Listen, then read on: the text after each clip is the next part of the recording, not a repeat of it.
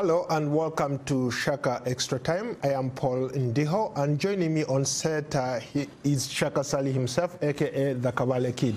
Hello, Shaka. Hello, Paul. How are you? Hugely terrific. Great. It's another exciting week, and a warm welcome to you all, our Facebook followers watching us live here from Washington. Shaka Extra Time is a place where you get to ask Shaka some questions. Shaka, we have quite an interesting and exciting week ahead of us. Maybe let's begin here in the nation's capital. Nigerian President Buhari was in town. Yesterday he met with President Donald Trump. Maybe bring us up to speed. What did they talk about? Well, first of all, it was very interesting, of course, to see Nigerian President Muhammadu Buhari at the White House having a meeting with, obviously, perhaps the world's most important political leader, Donald Trump. And frankly, looking at their interaction and what have you, Paul, you have to say that those two individuals seem to have developed a sort of chemistry. They seem to be there for each other, patting each other's back. And it looks like whatever, in fact, was on the plate for Buhari, in as far as what he wanted to get from the United States, he seems to have got it.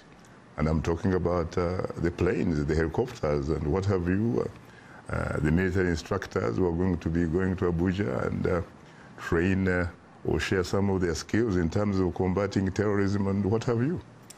There was something striking that I noticed while they were having a press conference. There is so much that Nigeria is grappling with right now. You talk about Boko Haram, you talk about corruption, you talk about the upcoming elections in Nigeria where President Muhammadu Buhari is a candidate. Nothing came up during the press conference. What did you get out of that press conference? Paul, it is very unfortunate because that seems to be rooted, frankly, in the historical way, the traditional way in which American journalists behave, especially when they have to ask questions to visiting dignitaries. And in particular, frankly, I have seen this for several decades in terms of how they interact with African leaders when they're in the nation's capital.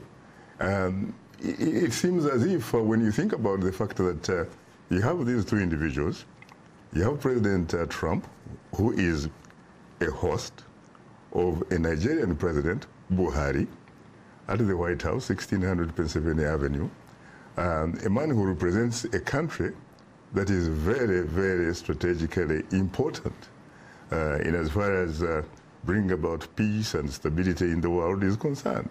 You're talking about a Nigeria which probably is anywhere between 180 to 200 million human beings.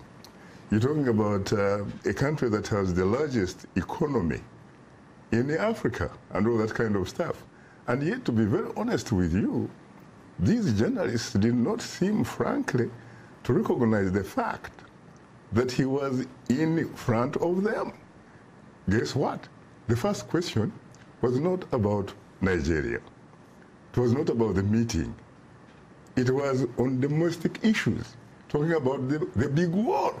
And frankly, even a man like Donald Trump, who happened to be the host, allowed that to go on.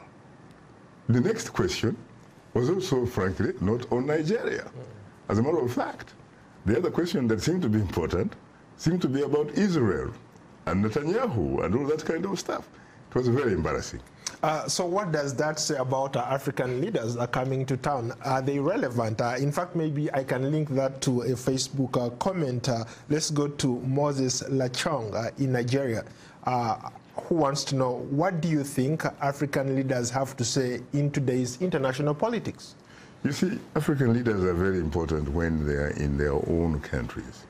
In fact, when you look at the manner in which most of them behave, they pretty much like play a role of a sort of semi or demi-god, really. But guess what? The moment they go to their international airports, get on a jet plane, and fly into international boundaries. They cease to have that kind of clout. Let's cross over to Chad, one of those countries that we rarely cover. Something remarkable has happened or is about to happen, another constitutional change. This is the last time they did that was in 2005. They amended the constitution to remove term limits. It looks like they're going back to where they were before that. Bring us up to speed. Well, you could probably say that they are making an improvement on what they actually did back in 2005, because to be fair to Idris Deby, who obviously has been in power for very, very many years, they had to open up the constitution, the term limit, so that they could allow him to serve for more than 2 terms. And so he's been serving, and he looks like he's probably getting a little bit older. And so they decided that they have to be a little bit inclusive in terms of who probably may, at the end of the day, become the successor to Idris Deby. He shouldn't break Idris Deby's record. And so at least will in fact be allowed, for example, to be able to run for another 2 terms after he actually completes his, this term basically, which the next election is after 2021. And so they have reimposed the term limits. And guess what? They have also, in fact, increased a single term, which used to be 5 years, now will be 6 years, just like Putin in Russia. And so the fact that they have also reimposed these terms, now 2 terms, does not in any way affect the position or situation of the incumbent president, Deby. It will not be retroactive. And so it is as if, in fact, he's beginning on a new slate. And so he will be entitled to run for another 2 terms. 12 years. So you're looking at somebody who will be in office up to somewhere of 2033 or something of that sort. By then, by the way, he will be in his evening years. He will be in his 80s and all that kind of stuff. And whoever comes afterwards will obviously be restricted, at least, to having 2 terms, which is 12 years, which of course has a precedence even in Africa. We're talking about Liberia. Shaka, that's interesting. We seem to be going back to where we were maybe in the 80s, in the 70s. Chad is not setting a precedent here. There are some countries that have done that before. Take, for example, Rwanda has successfully done that. Uganda has done that. If Kabila in Congo had his way, he would do exactly the same thing. Nkurunziza in Burundi is attempting to do the same thing. What went wrong? It is very interesting because you left out, of course, the one that happens to have the world record. And that is, of course, Theodore Obiang Basongo, the president of Equatorial Guinea. This is the world's longest serving president. He came to power back in 1978. And guess what? He doesn't have any term limits. He's in the mid-70s. So he basically should, in fact, call himself a sort of presidential monarch. Because guess what? Even his son is a vice president. So you already have, in fact, a possible successor to this man. But you see, there have been some countries, of course, which have come up with some arguments. They look at some of these individuals, especially where you come from in Uganda, where Yoweri Museveni happens to be the incumbent president since 1986. This despite the fact that when he first came to power in 1986, he actually was so contemptuous of African leaders who stay long in power. He thought that they were out of their mind if they could in fact stay in power for longer than 10 years. But because he has been in power now for more than 32 years, he begins now to justify, obviously, for being there by saying that because he has actually served long, he has now become an expert at good governance.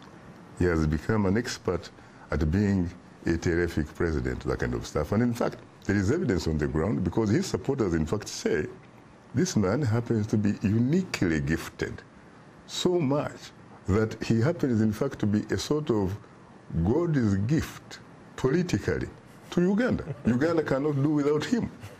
The same thing, in fact, is said by supporters of neighboring Rwanda's president. Major General Paul Kagame, retired but not tired. These are unique individuals, uniquely gifted. In terms of politics, we're talking about human beings, really, who, in a sense, are God's gifts to their countries. This is what they say, and this is how they go about ruling, because there's no democracy in those countries. How would you respond to critics? For example, a Facebook commenter from Moses, I don't know where he's writing from, but he says that maybe young Africans or Africans in general have become complacent.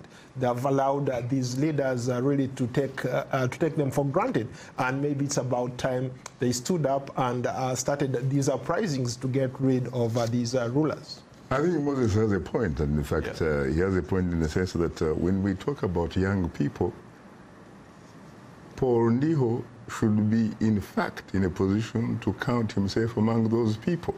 Because, frankly, this is your moment. Yeah. Yeah. This is your moment. You have to assert your rights.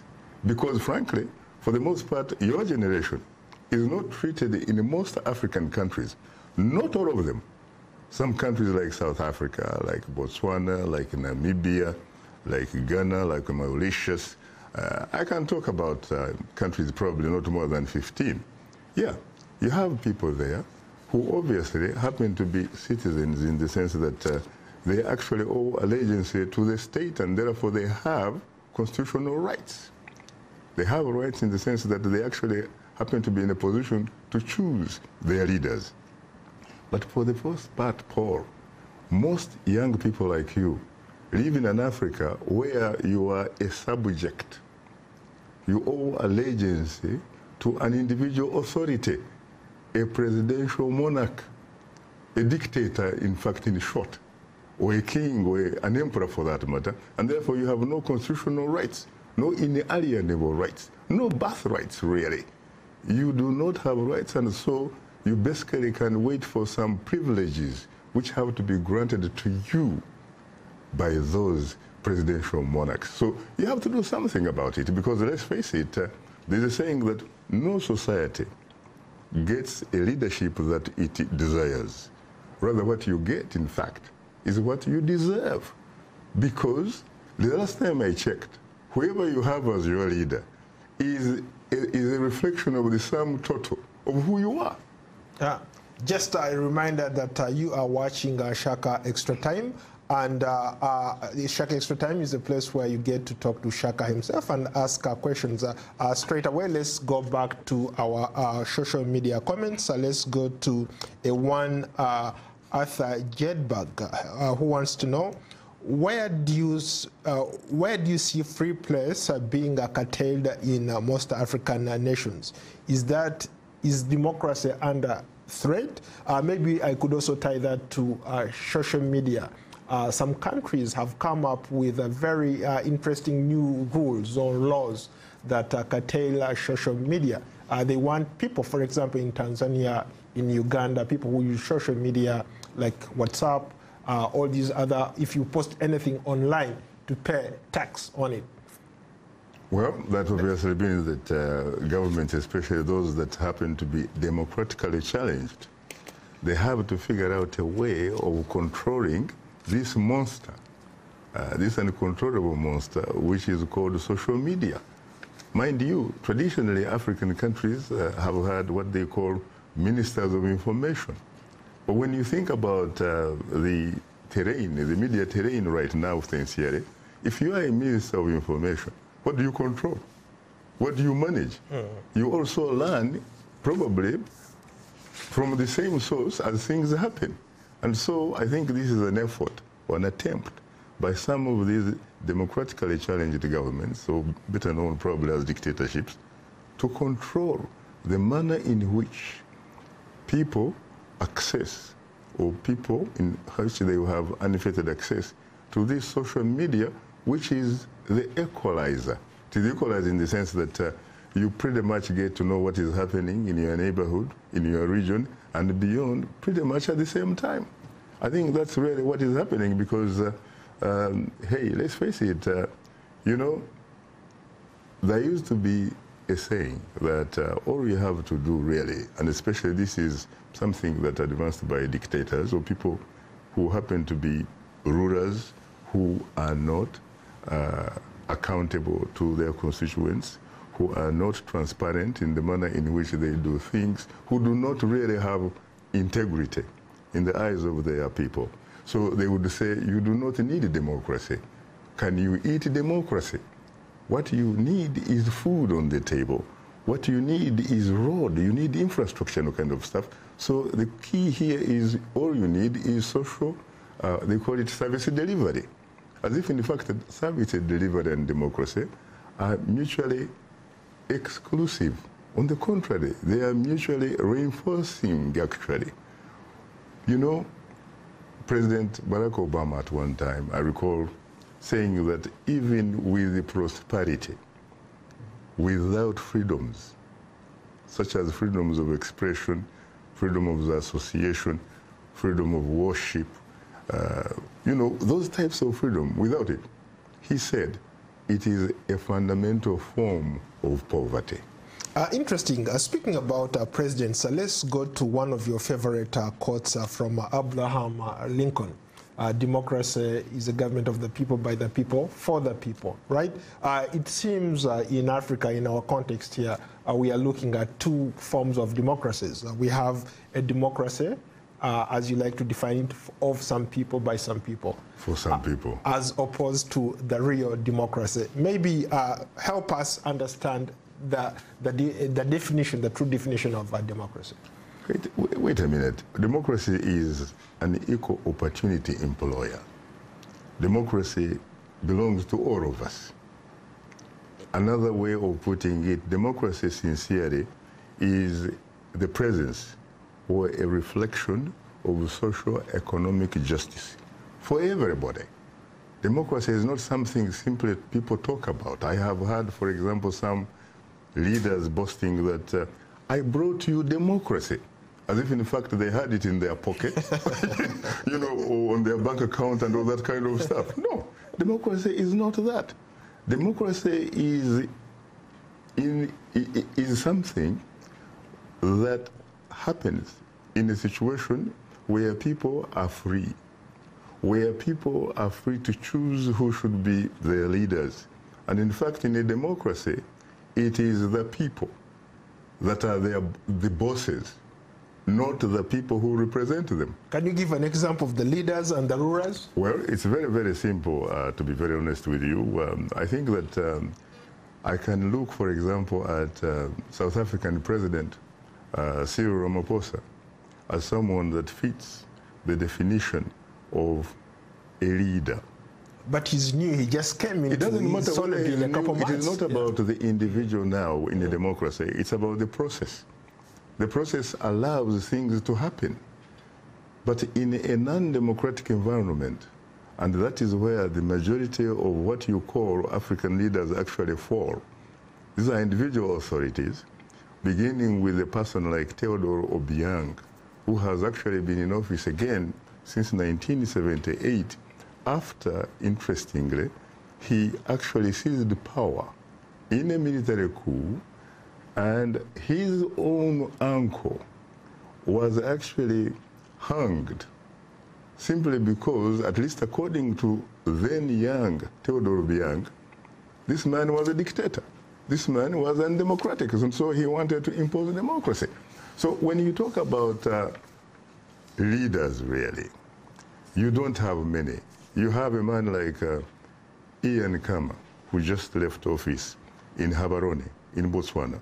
The last time I interviewed him, he said, he suggested I should actually call him Seretse Khama, Ian Khama. Seretse Khama having been the founding president of Botswana and happens to be the father of Ian Khama. You can actually call Khama a leader. You can call, for example, John Dramani Mahama, who used to be president in the Republic of Ghana, lost an election, conceded defeat with grace, handed over power to his political opponent, Nana Akufo-Addo. And so you can see that context. So it's good luck, Jonathan.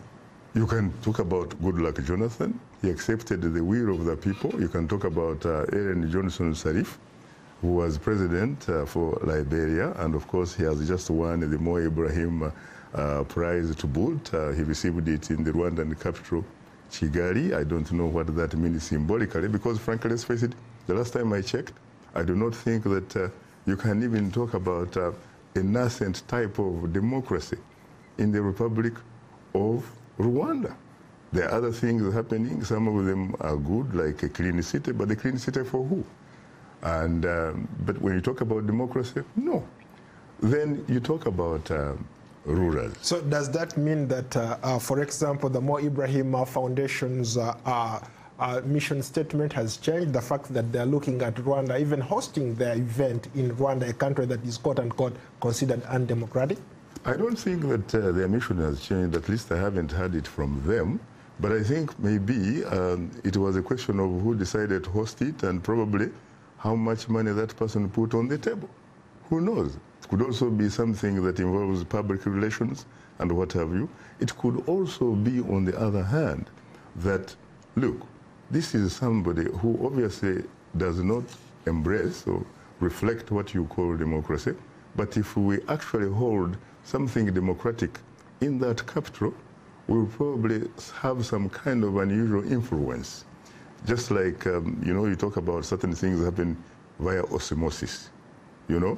I remember, of course, when former Liberian President Johnson was receiving the award, he challenged the African leaders sincerely who do not want to leave power. He said, let's face it, there's nothing just like a society being static, because all societies are dynamic. And as they are dynamic, they are young people who are growing up, have different ideas, are not invested in the status quo and what have you. They will need change. And so she appealed to them, in fact, to think about leaving office when they still have time, rather than creating conditions where some people can be forced to leave office. Speaking about leaving office, I think one of your fans here in Zambia talks about you actually getting into office. The last time we were in Zambia, together in Zambia, you had this huge following of young people following you around. And this one wants to know, his name is Hastings Mushisha in Zambia. He says, Shaka, come and become our president. What do you think, Shaka? Is that something that you can do for the people of Zambia? I have to say, of course, to Hastings that I am profoundly flattered and humbled that he comes up with such an idea. But again, I am not surprised, at least, given the history of the Republic of Zambia, because you know as well as I do that I happen to be a sort of close almost disciple in terms of democracy as far as Kenneth Kaunda is concerned, the founding president of Zambia. You remember I told him that one thing I admired about him and his brother, Mwalimu Julius Kambarage Nyerere of Tanzania, and people like Kwame Nkrumah and what have you, when they were trying to liberate the rest of their cousins across the African continent, they seemed to have no boundaries, no borders in their minds. They seemed to have an Africa that existed before 1884-85, when at Berlin, the Berlin Conference, a German chancellor, Bismarck, convened a conference attended by many European powers and non-powers to look at Africa as a piece of cake and divide it among themselves. And so I think that when you think about it, the Europeans were able to do that because there is a saying, Paul, that all of life is action and passion. And to ignore the action and the passion of your time or generation is to risk having not really lived at all. So those Dr. David Livingstones, Henry Morton Stanley, all those Speke and Baker, Blazer and you name it, who were explorers and sometimes wrongly referred to as discoverers, because you couldn't possibly discover something where there were already human beings and stuff like that and interacting. But I think if that gentleman wants this, this kind of, his answer to be answered, because given the way countries now, since then, are structured and what have you, I would almost find myself eminently underqualified, not only to be president of Zambia, but probably to be even president, in fact, of Uganda, and yet I happen to have been born in Kabale, southwestern Uganda. So I would say that he needs, first of all, to create a movement that brings about fundamental constitutional changes so that we can remove these artificial boundaries and borders which really belong to Europeans, not the Africans. If that were to happen, it's something probably I would think about. But right now, it doesn't look good. Well, under those circumstances, you don't have to worry about you getting a visa next time you travel to Zambia. What are you talking about tomorrow on Straight Talk Africa? Tomorrow we'll be looking, of course, at the significance of Nigerian President Muhammadu Buhari's trip to Washington. And so we'll obviously look again at the dynamics between President Buhari and U.S. President Donald Trump, in terms of how I said earlier that they seemed sincerely to develop a sort of chemistry. We still have time for maybe one more comment. Let's go to Frank Nwamanya in Uganda. What accomplishments can Africa and pride itself for in the last 2 decades? Well, first of all, I would say that there have been more universities, generally, really, on the African continent. And I say that because when you look at East Africa, for example, for many years, they used to have only one university in East Africa, which also was, by the way, not a university really, because in fact, it happened to be a constituent college of London University. And I'm talking about your alma mater, Makerere. But since then, you had so many universities come up, not only in East Africa, but on the entire continent. So because of that, you could say that there have been so many university graduates across the continent. There are a lot of incredible things, frankly, that have been developed by individuals and what have you, not necessarily governments. You could say that there are probably more roads in a lot of African countries. So the infrastructure probably has increased. The only problem is that democracy, frankly, is still missing in action. Shaka, on that note, I'm being told that we've run out of time. Thank you so much. I look forward to hosting you on another edition of Shaka Extra Time. Until then, so long from Washington.